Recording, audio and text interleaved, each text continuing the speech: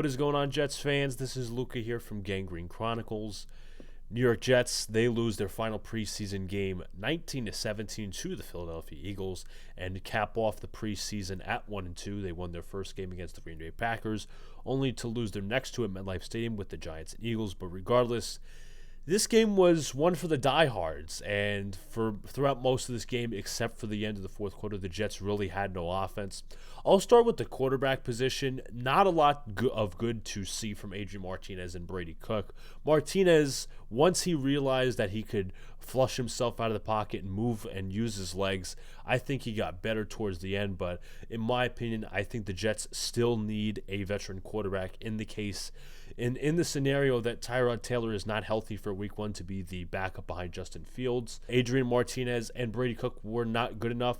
They were so bad that they averaged both combined had under 200 passing yards in total. Neither quarterback reached 100 passing yards. So it just shows, I think Martinez ends up on the practice squad. I think Cook goes elsewhere. Maybe the Jets keep him on the practice squad as well. Tonight was neither a ringing endorsement for Brady Cook or Adrian Martinez to stick on the 53-man. Moving to the running back spot, not much to talk about. Lawrence Toafili had a nice game for the New York Jets. I think he's likely to stick on the practice squad if there's a possibility for that.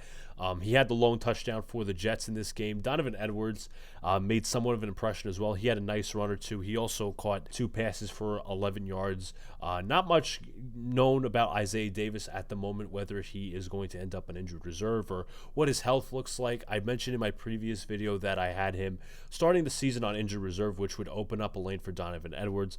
But even then, I think Edwards' performance this preseason has allowed him to jump on the 53-man roster regardless if Davis ends up on the IR or not. Moving to the wide receiver position, this will arguably be the toughest call for the Jets coaching staff.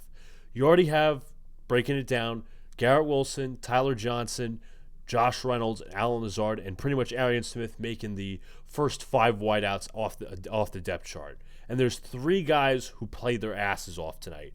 Starting off with Brandon Smith, he's always there. He's always so reliable on those third downs. He's very reliable when it comes to his hands. He was targeted 4 times tonight, 3 receptions for 42 yards. He has a nice frame, solid route runner, can get open for his quarterback, very reliable. And I think, in my opinion, more so tonight, I think was more reliable and more of a presence than the past game itself against the Giants.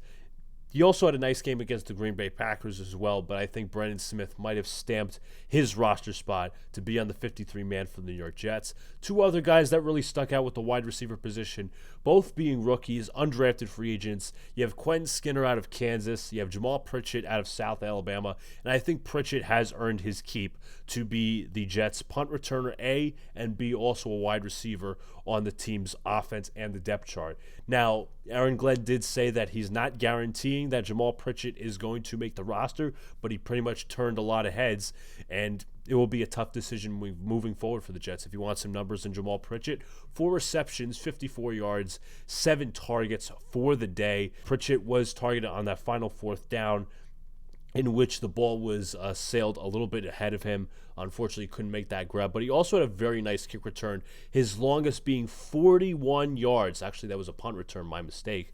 But 3 returns, 63 yards, 41 being the longest. I think he's a lock to make this Jets roster, surely because of his special teams value with the punt return.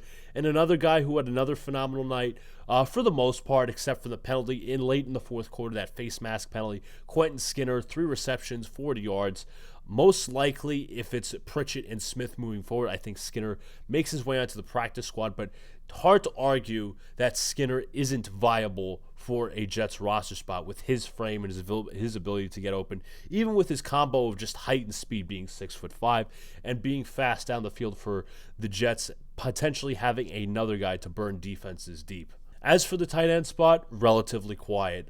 Stone Smart only had 1 reception. Zach Kuntz had a big drop at the end, and he's likely gone. The Jets drafted him, I believe, in the 7th round of 2023. He's a goner. Jeremy Rucker, I think, is also a goner as well. Little to no impact once again, very quiet. Not much of a blocker, not a great receiver either. So those are 2 guys that I think the Jets are going to cut, and they, in all my honest opinion, with probably Beck making the roster and probably Stone Smart and probably, well, most likely Mason Taylor, obviously, I think the Jets should absolutely search the waiver wire for another tight end. Not so much takeaways from the offensive line in terms of players, but a big issue for the Jets tonight was the offensive penalties early on. Armand Membu had 2 penalties. He had a hold, and supposedly he was called for a false start, but it was actually, I believe, on Cole Laval. Xavier Newman had a penalty, a holding penalty on the first drive. Another penalty that was on the Jets. This was more so in the special teams unit, was Stone Smart with the kick return. But just in terms of the offensive line, the penalties were a big issue. Some false starts, some holdings. So the Jets really need to work on their penalties. And guaranteed, most of these guys are probably not making the team, but it shows that there's a lot of work in progress when it comes to the Jets being a disciplined squad. One guy who I thought would have a better night, had a really quiet night, that was Leonard Taylor. We got to wonder if there's a possibility that he might not make the roster. I think he showed some good things for a majority of the preseason, but tonight, even to solidify his spot on the roster, wasn't good enough, especially with the emergence of Peyton Page, the UDFA out of Clemson. Page had a sack, he had a few pressure as well, and also made some nice stops in the run game. But Page, with a late emergence, does he have enough tape on film to make the Jets roster from the preseason and training camp performances? We'll see, with the Jets having at least 1 or 2 defensive tackle spots open. One guy who I think made an impression was another 2023 former Jets draft pick. That was Zaire Barnes, and he had some nice moments, especially in the run game. He finished with 7 tackles, 5 solo, sniffing out runs. I forget who the running back was for the Eagles, but there was just one play where it was by the goal line. He just sniffed out the run and barreled into the running back with a hard hit. So I think there is a possibility that Zaire Barnes sticks maybe as a special teams guy, but I originally had my prediction as him making the practice squad and not the 53-man, but he kind of made himself a case to stick on the 53-man roster for the New York Jets. And one final note I want to get to, this guy played really well for the Jets tonight, and with expanded reps, a lot of people had their eyes on him. That was recent late-round draft pick of the New York Jets, Malachi Moore. He had 7 tackles. He had 4 solo.